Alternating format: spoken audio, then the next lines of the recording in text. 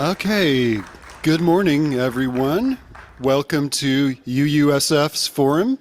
If you haven't been here before, I'll just want to mention that, okay, the bathrooms are just outside the door on the left. And if you learned about this, but not from our messages that we send out on email, we have a sign-up sheet by the door. Please feel free to sign up there, and then you'll get like about one email a week from us notifying you about the next forum that's coming up. My name is Jeff Peckrell, and I'm the chairperson of the forum. I'm also a co-chairperson with Dolores Perez-Halbrun and Melvin Starks of the Human Rights Working Group, and the forum is one of the projects of the Human Rights Working Group. And we usually have this every Sunday. We're heading now into the holiday period, so after today, the next one is going to actually be all the way at a month from now, on the 28th of December. On the 28th of December, we have Amnesty International coming, and it's going to be kind of a workshop one. They're going to tell us about the important work they do defending human rights dissidents around the world, and then they're going to, who need letters of support written to them to help them be freed from their political persecution and things like that, and we might do some letter writing. So hope you come back for that on December 28th. I also want to mention an event on December 7th, Sunday, December 7th, there's going to be the Howard Zinn Book Fair, and I think it's in the afternoon at the City College campus down on Valencia Street, and Bruce Neuberger, who's a big part of the forum, who's not here today, I don't believe, but he wrote a book called Postcards to Hitler. It's about his grandfather who died in the Holocaust in Germany, and he's going to be doing a session on his book. So that would be something interesting to do if you haven't read it. It's a great book, by the way. And I also just want to mention that the Human Rights Working Group does a vigil on the steps of the church every Wednesday. We hold up signs that concern things like Gaza and Ukraine and other concerning issues like that. Feel free to join us for that. And we also want to welcome you if you'd like to be a part of this forum and the Human Rights Working Group. We need people, actually. So, if you have time, a little time, and you come on Sunday mornings, we would love to have you work with us. Okay, so that's it for announcements. Dolores, would you please do the Loney Land recognition? We, the members of the First Unitarian Universalist Society of San Francisco, acknowledge that our community is located on the unceded ancestral homeland of the Ramaytush Ohlone peoples, the original inhabitants of the San Francisco Peninsula. We recognize that we benefit from living and working here, and we affirm their sovereign rights as First Peoples. The Greater Bay Area is also the ancestral territory of the Miwok, Yokuts, Patwin, and other tribes. As the original stewards of this land, the indigenous peoples understood the interconnectedness of all things and maintained harmony with nature for millennia. We honor them now for their enduring commitment to our Mother Earth. Thank you. Thank you for that, Dolores. Okay, so for today's talk, we have a group called Lavender Phoenix here. Lavender Phoenix is based in SF Chinatown, and they'll tell you all about the work that they do and what their priorities are. But our presenters today are Yian and Cynthia. Both of them use pronouns of they, them. And the focus of this is like on the skewed priorities in our city budget. Where's all the money going? To things like cops that we really need that? Probably not. And what could we use that money for instead that would really benefit people? And I think they want this to be kind of interactive. I'll let Yian explain exactly what they want to do with us, but we might be doing some breakouts and talking amongst ourselves about that. So with no further ado, I will welcome Yian to the podium.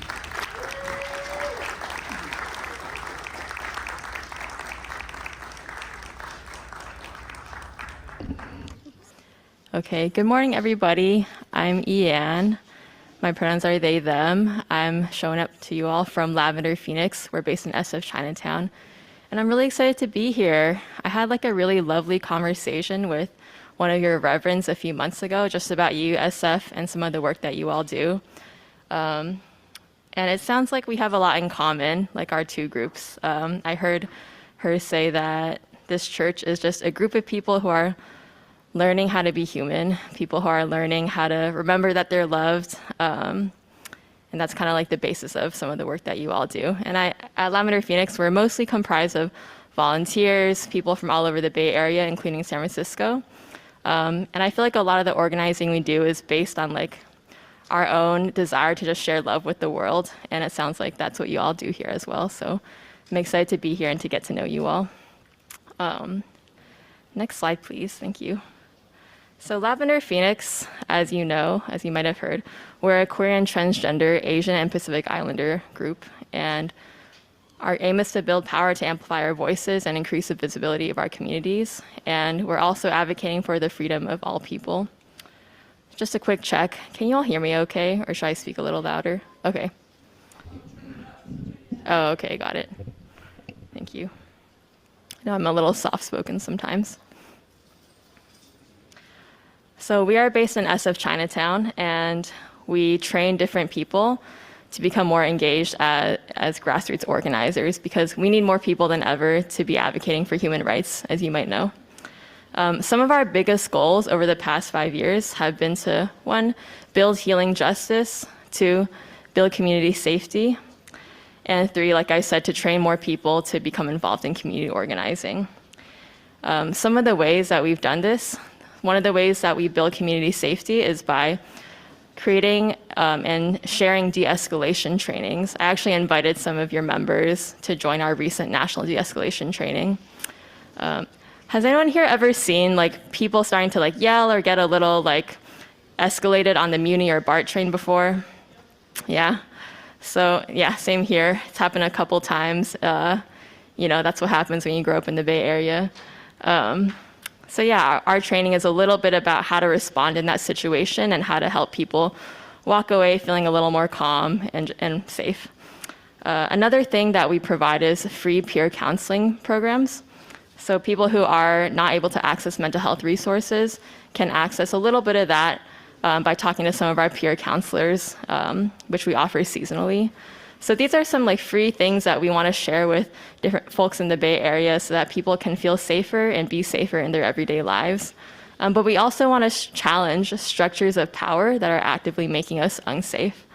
And that's what I'm here to talk to you all about today. We have a campaign called the Care Not Cops campaign, which aims to move money away from SFPD towards basic needs programs like housing, food, and education. Things have been slashed and cut. That's actually how I got connected with you all. We were at City Hall a couple months ago, and I met one of your members. Who talked to me about how she was just so outraged about the city budget. And I was like, wow, I don't meet a lot of people from churches coming to City Hall about these things. So it was great to meet her. So just to give y'all a heads up, I am here to talk to you about the Care Not Cops campaign, but I'm also here secretly to get your feedback and your opinions and to know what it's been like for you all as San Francisco residents, as people who have already clearly been involved in a variety of like advocacy campaigns and efforts, to know what you've been working on and how we can collaborate. Because yeah, it's going to take all of us to win our demands and to win what we want our city to be like. Next slide, please. Oh, so as part of that warning, like Jeff said, I will be asking y'all a couple questions like, what do you like about San Francisco? What do you not like? What would you change? What advocacy have you been a part of? And where can we collaborate? So that'll be in small breakout groups later. I'll probably ask you all to get into just, to talk to the people around you in groups of 2 or 3 or 4. So just a warning, because I know that you all don't normally do that at these forums. Okay. So you all probably already know, oh, sorry, can we go back, please? Thank you. So you all already know that we have Mayor Daniel Lurie, a new mayor who is our first Republican-endorsed mayor, who's a little bit on the moderate or conservative side at times. He's declared a fentanyl state of emergency, which has led to, more policing on the streets, and it's potentially an unlawful declaration of a state of emergency. And yeah, you all might know about the new COP campus that is finishing construction on San Pablo. While it's not based in the city, it's planning on training police who are based in SF. So Policing is being really supported by this new administration. You all also might already know about the city's budget crisis. We have a huge deficit in the city's budget. And despite that, money is continually added every year to the police budget by the tens of millions. We're reaching about 900 million these days. I'm like, ooh, that's too close to 1 billion for me. Meanwhile, services and programs around housing and food and education, like food banks and after-school programs, are getting cut.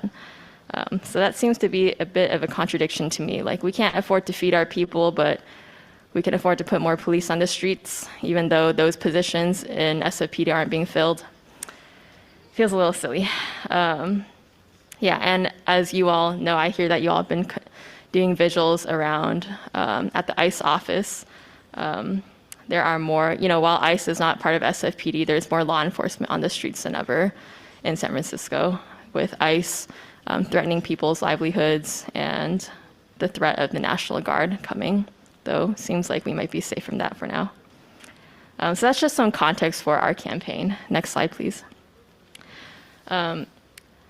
So a couple of SF residents that we've talked to who have also signed our petition have shared with us some of these things. The San Francisco Police Department has way too much money. They were the only San Francisco department who are not required to reduce their general fund budget by 10% this year.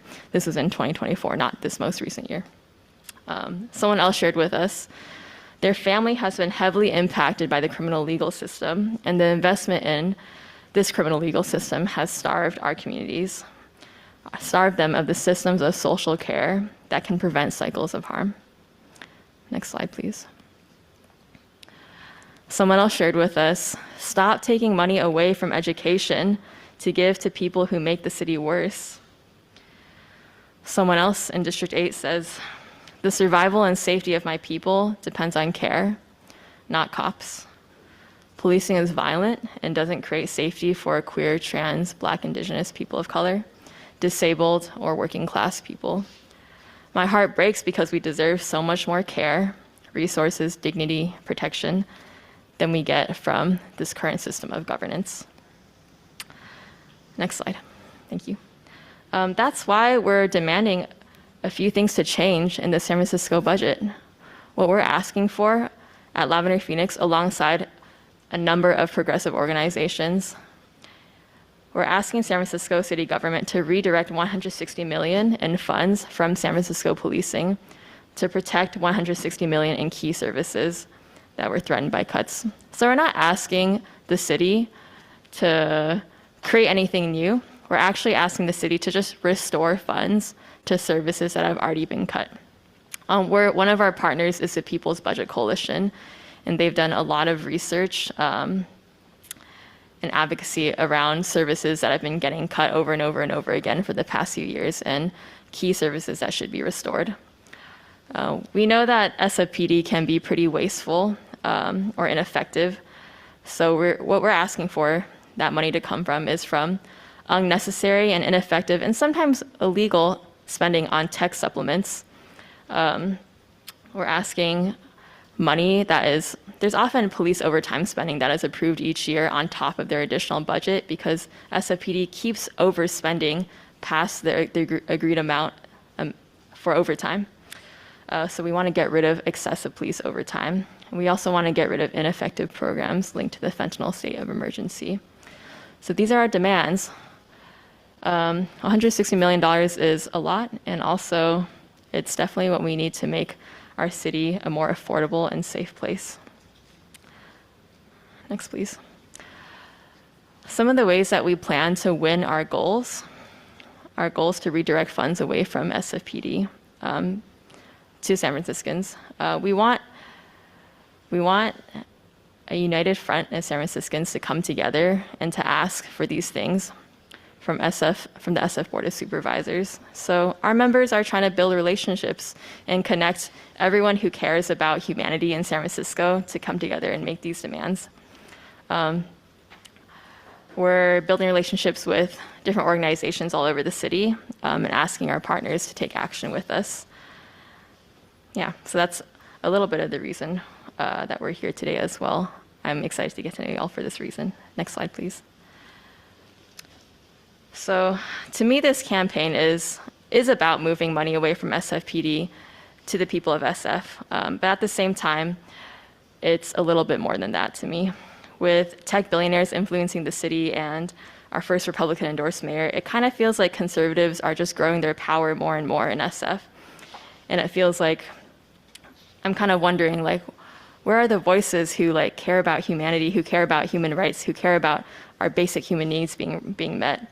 To me, this campaign is also a chance for people who are progressive, people on the left, who care about advocating for these things to come together and to make our voices heard. So these are some of our partners who have joined us on this. You might recognize a few. I know that Senior Disability and Disability Action meets regularly at UUSF.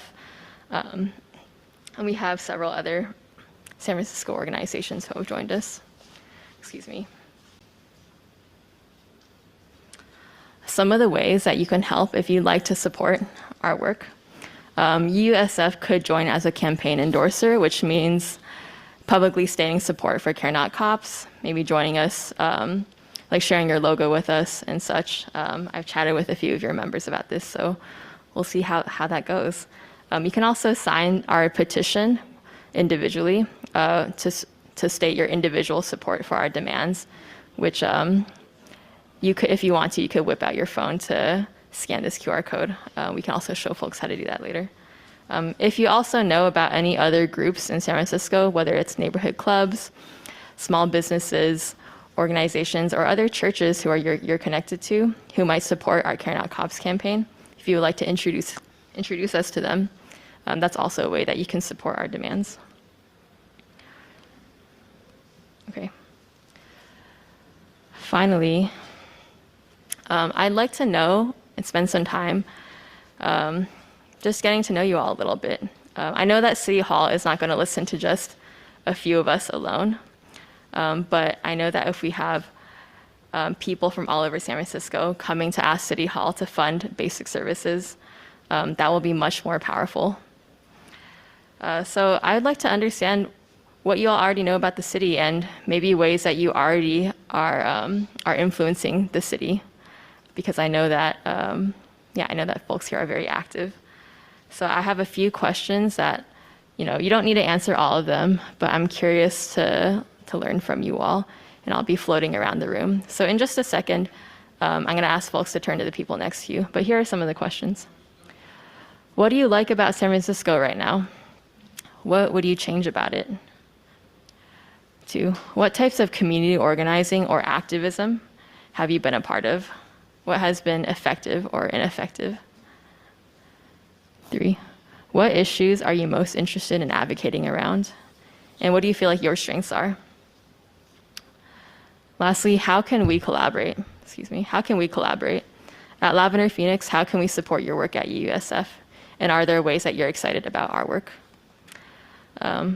So I'll be floating around the room in just a second. We'll have maybe 10 to 15 minutes to chat about these things. And if people feel up for it, I might ask folks to share back to the larger group what you've talked about. But go ahead now to just turn to 1 or 2 people next to you, and I'll be coming to say hi. Go ahead.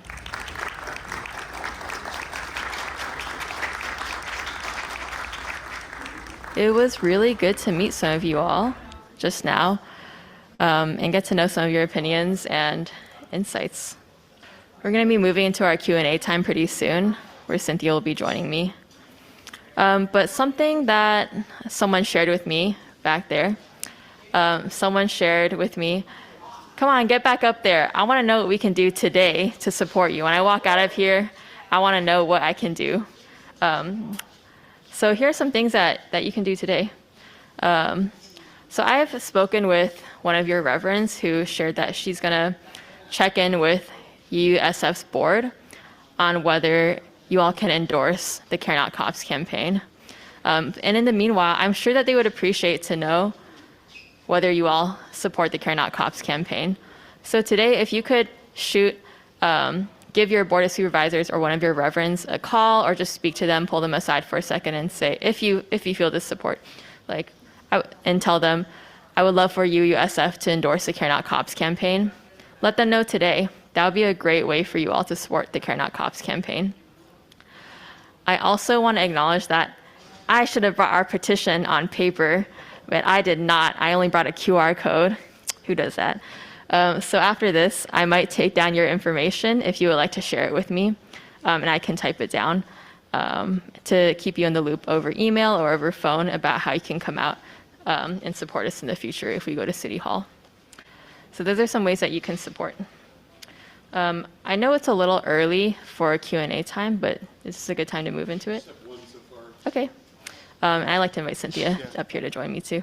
I didn't mention at the beginning that the cards on the tables, those are for questions. If anybody has questions that you'd like to have me read to Cynthia and Yan up here, we can do that, right? I have one so far, and this is it.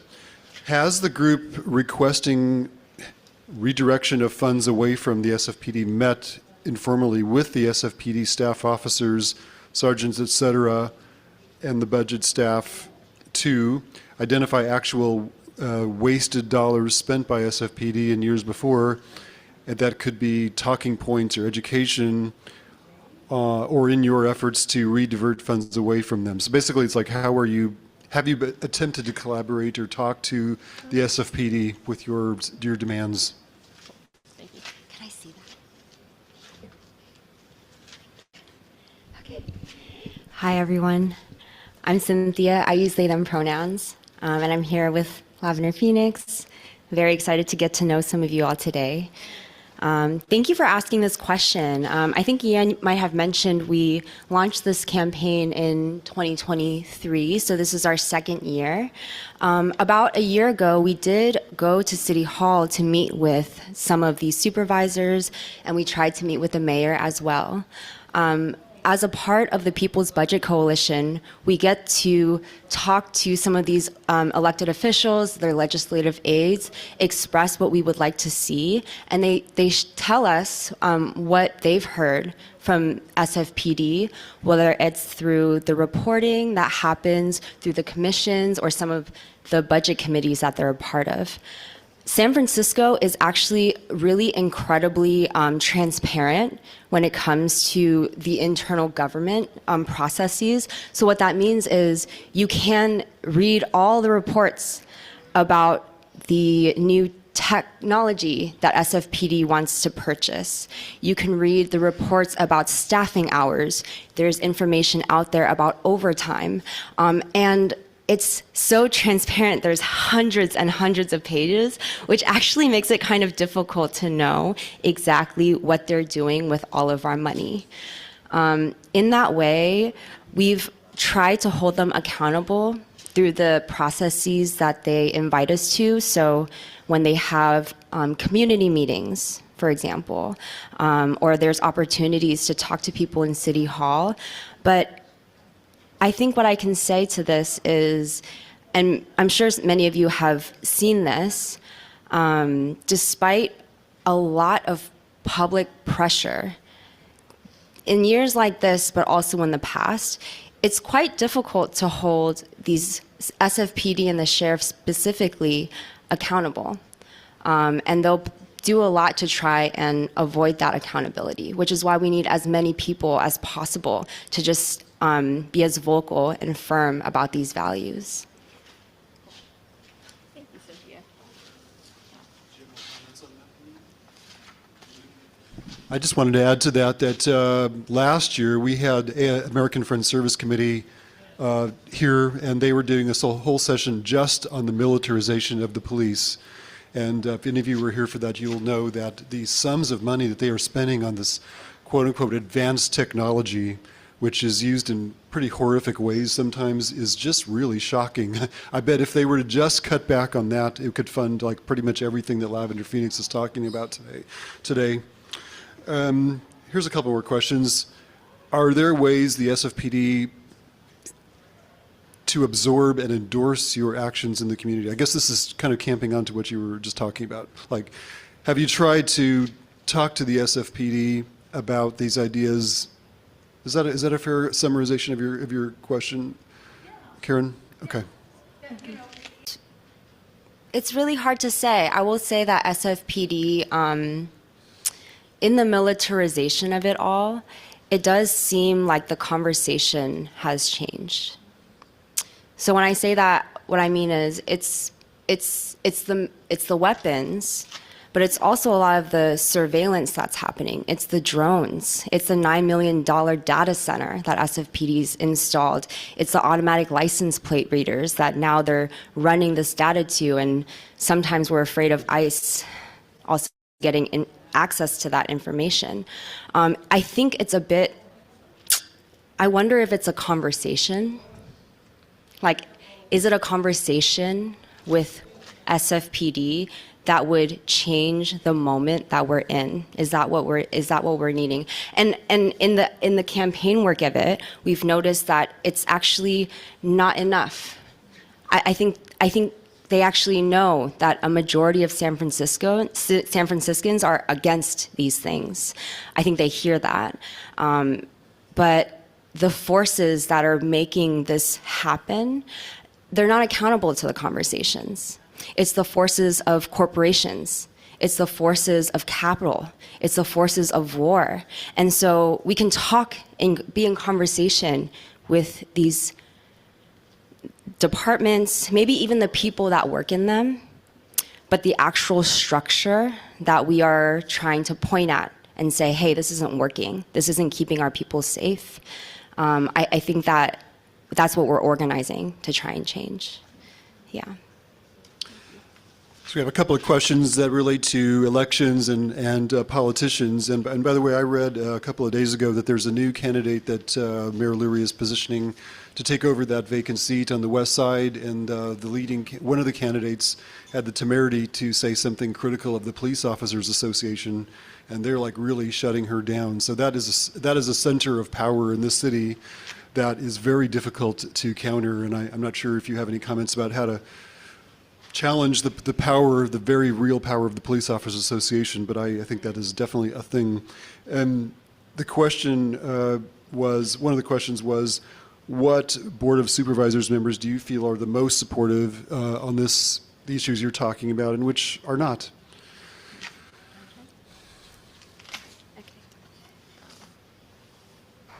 Yeah, so far the only offices who we've met with are the office of Jackie Fielder. They seem pretty open and receptive to the ideas that we're sharing and maybe on the same page.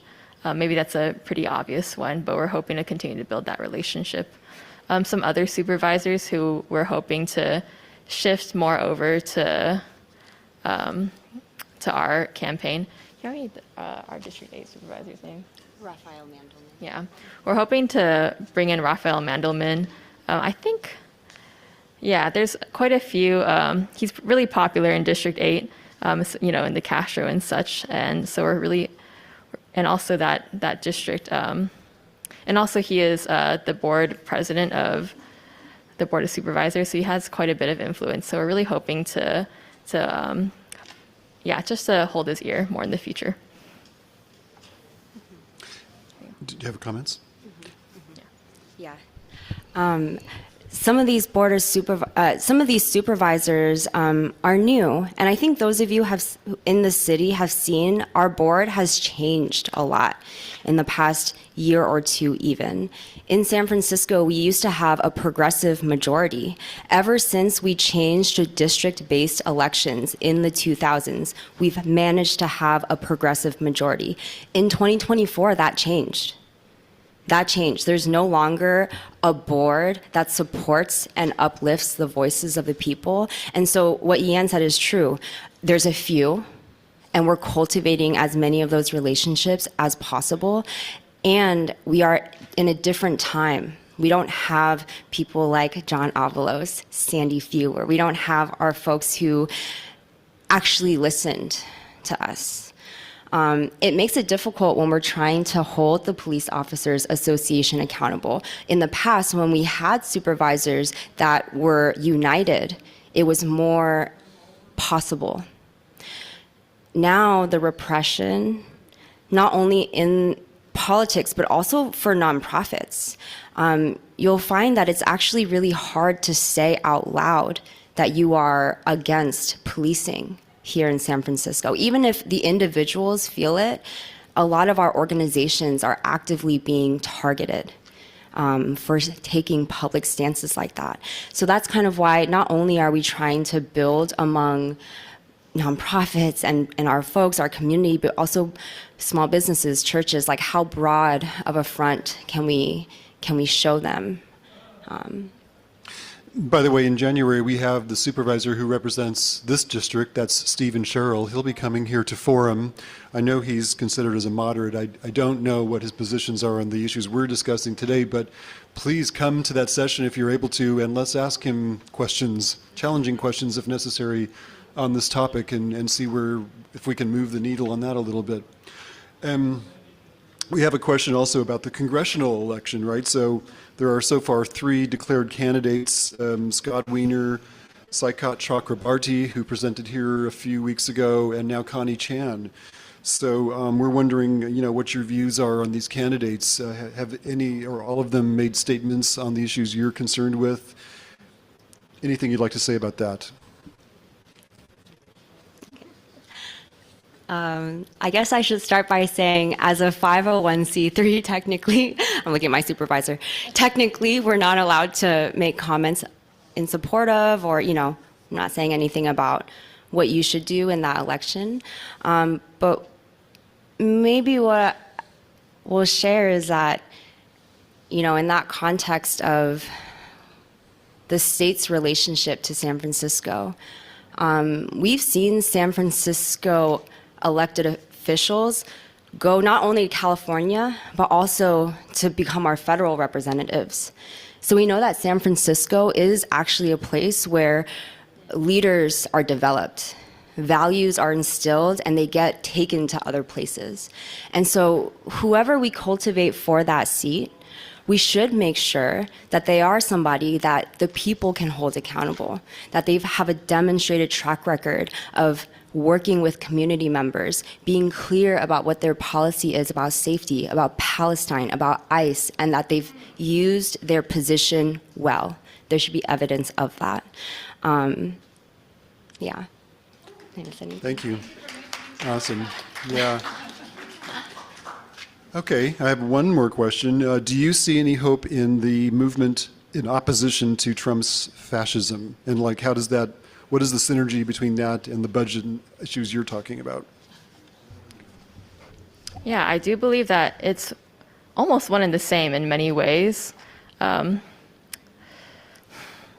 believe that the stronger of a front we can build around issues around policing, Palestine, and ICE, these are the same people who will be challenging Trump when he tries to impose any of his policies upon us in San Francisco.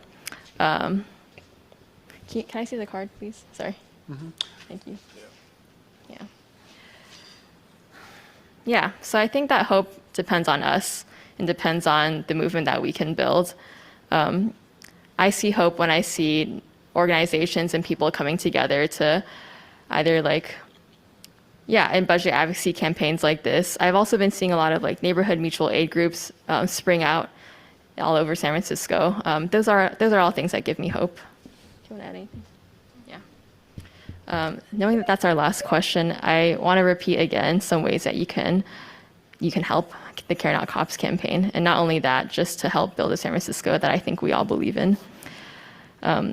One, if it's okay, you're free to write down your contact information, your name, your email, and your phone number on any of the cards around us, and hand them to me after this, because I know some folks wanted to chat more and keep in touch, so we can invite you to future actions. And 2, like I said before, feel free to share a comment or contact your board or reverend, just sharing that you would like for USF to endorse the Care Not Cops campaign. Is there anyone here who is interested in doing that today and talking to your reverend or board of supervisors? Okay. Yeah. Sorry, not board of supervisors, your board. Yes. Okay. I'll be doing that. I'll be sending an email later to Laura Stenham and Vanessa Southern to tell them I think we should collaborate with Lavender Phoenix and endorse it. Yeah. Okay. Thank you so much. Okay. Thank you, everybody, for your time. It's been wonderful to get to know you. Have a great day. Thank you. Just to wind up with a couple of announcements. So next Sunday is the Howard Zinn Book Fair, and our own Bruce Newberger. Will you be just presenting about your book there? Yeah. 10:30 a.m. down on Valencia in like what, 22nd? Yeah, 21st of Wednesday, 11:25 City College Mission Campus. Definitely. So that's next Sunday, and then we don't have another forum until a month from now, and that's when we have Gavrila Wells from Amnesty International coming, and she'll be talking about the important work they do for human rights, and I think she envisions us doing some letter writing in support of some of the human rights political prisoners. And then in January, we have lots of stuff planned, and I won't go into that right now, but we have lots of great sessions, so please keep coming to Forum on Sunday mornings. Thank you, everyone.